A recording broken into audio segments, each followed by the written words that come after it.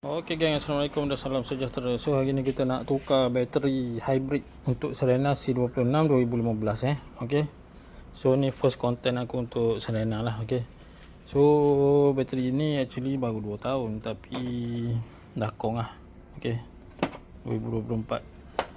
So sebab nak tahu dah kong kenapa? Sebab aku tengok dia punya dekat meter tu dah tak naik simbol hybrid. Lepas tu start stop dia dah tak jadi. Lepas tu aircon ada jadi kurang sejuk.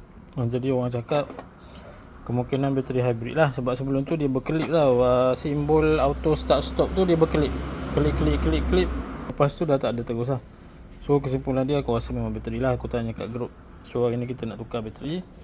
Ini bateri lama. Nak buka bateri lama kena buka snorkel dia dulu lah. Snorkel ni nak buka 2 klip je. Okey, 2 klip je.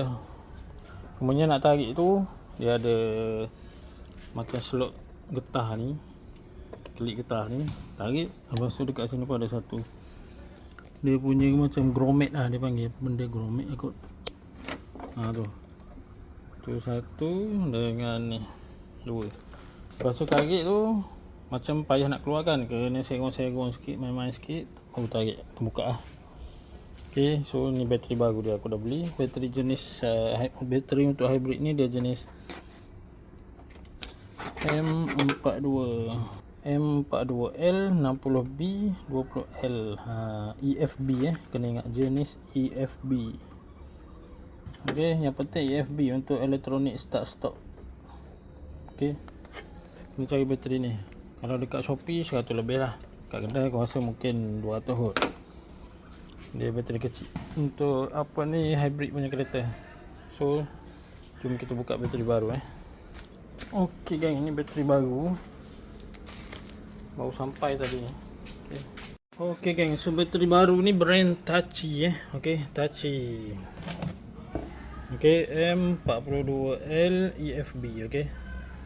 So bateri ni dalam 170-180 lah. Okey, kalau korang pakai voucher dapat murah lagi lah dekat Shopee. Okey, macam biasa lah dekat kedai harga lain. Okey guys, so jom kita buka bateri lama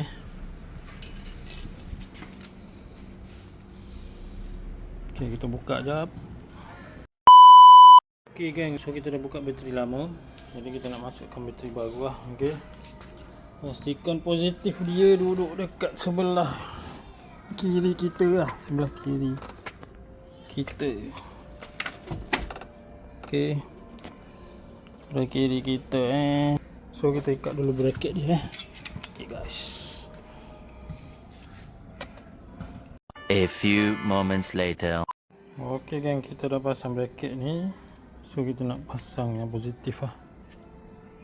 Okey, bismillah.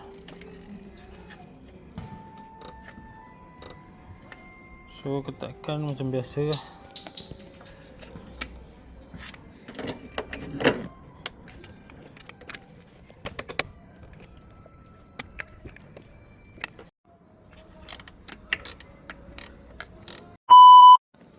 Okey geng, kita dah siap pasang.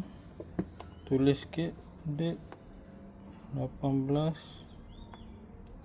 Ogos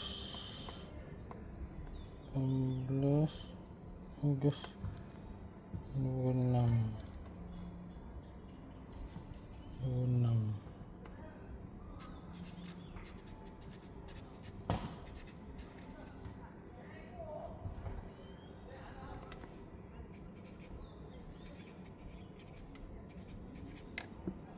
Tulis je 2. Okey, 4. Okey guys, sekarang kita pasang balik snorkel ni. Lepas tu settle lah. Okey, jom. Okey geng, so kita dah siap pasang snorkel dia semua. Okey, 2 klip ni masukkan dalam grommet dia getah tu, 2 tu. Settle lah 4 klip. Jadi nanti kita akan try esok aku nak naik pergi KL. So kita akan tengok dia okey tak okey. Right.